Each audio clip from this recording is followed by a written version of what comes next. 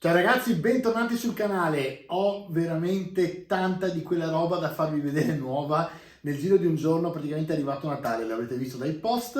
In poche parole, ogni giorno vi mostro qualcosa perché bisogna concentrarsi un attimo. Allora, oggi vi faccio vedere i pennelli della Artis Opus perché finalmente ho completato i 3 set con tanto di rack e quindi finalmente posso farvi vedere in che modo stampano per esempio le confezioni, perché ne hanno di tipi diversi, in che modo vi confezionano i pennelli, che tipo di pennelli, quindi li vediamo subito dopo la sigla.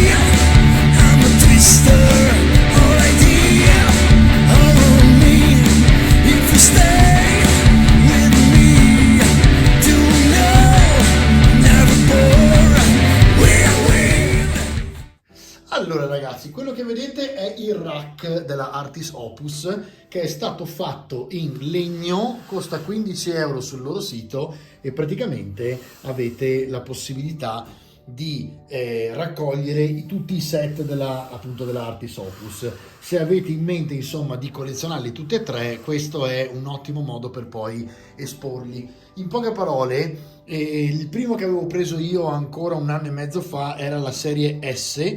Loro fanno questo raccoglitore che si apre davanti e una volta che lo aprite avete praticamente all'interno questo gioiello di pennelli, sono veramente bellissimi e praticamente qui addirittura era il tempo dei Kickstarter, quindi anche prima di un anno e mezzo fa, dove hanno messo la targhetta Primis perché praticamente era appunto una copia del Kickstarter e questi sono praticamente 4 pennelli dal numero 1 al numero 30 e sono molto piccoli. La punta ve la faccio vedere e sotto vedete vi lasciano la S per sapere dove mettere praticamente il corrispondente. Vi faccio vedere il numero 1 che è più facile da guardare. Questa qui, vediamo un pochino se la macro mi aiuta, magari con il dito.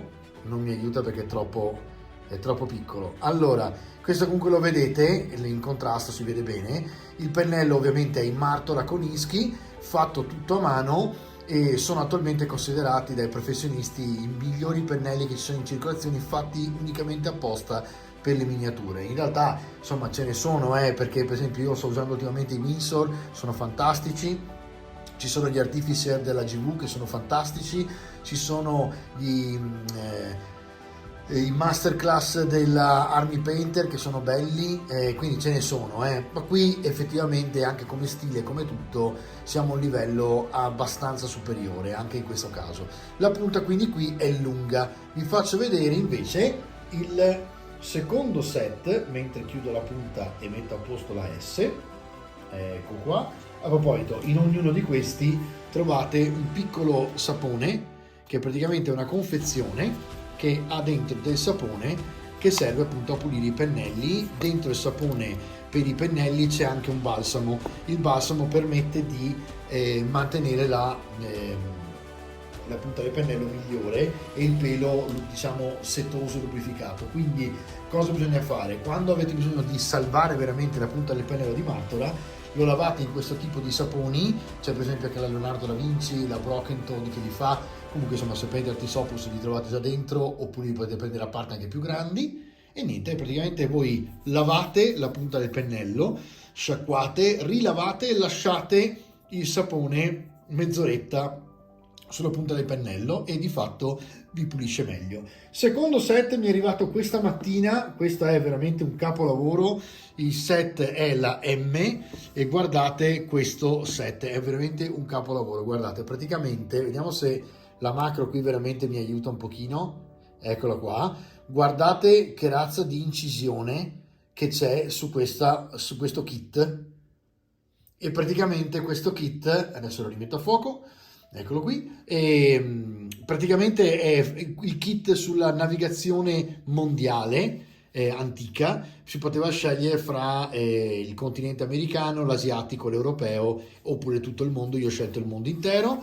Dietro hanno fatto un'edizione con Made in Britain, quindi si vantano giustamente di essere inglesi, e poi c'è una citazione di Edward Gibbon, che ovviamente è un navigatore.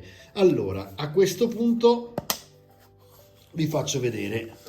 Qui siamo di fronte a 5 pennelli invece che 4. Dentro vi fanno sempre il controllo di qualità, è arrivato stamattina quindi ancora non l'ho levato, e quindi vi spiegano come sono fatti e anche come mantenerli. Vi fanno vedere un po' di promotion di quali super pro li utilizzano. C'è praticamente ancora una navigazione, una figura diciamo della navigazione incisa, un adesivo che vi arriva, il solito sapone, e qui addirittura ho preso 5 pennelli, e in questo caso appunto avete sempre da 3 zeri a 1, ma c'è anche il 2. Allora qui la differenza, vi faccio vedere sempre l'1, è che la punta è corta, vedete?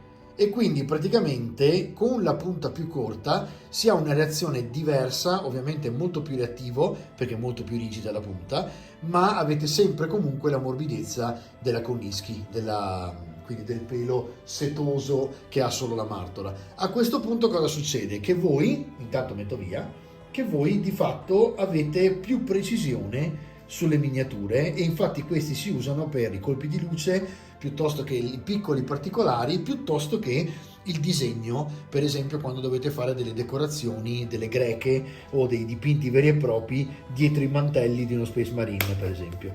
E questa era la serie M, che effettivamente adesso userò subito, non vedo l'ora di studiare e vedere. L'ultima che avevo già preso era la D. La D sta per Dry Brush, e infatti eccola qui. Questa non è più una copia del Kickstarter, quindi l'ho presa dopo.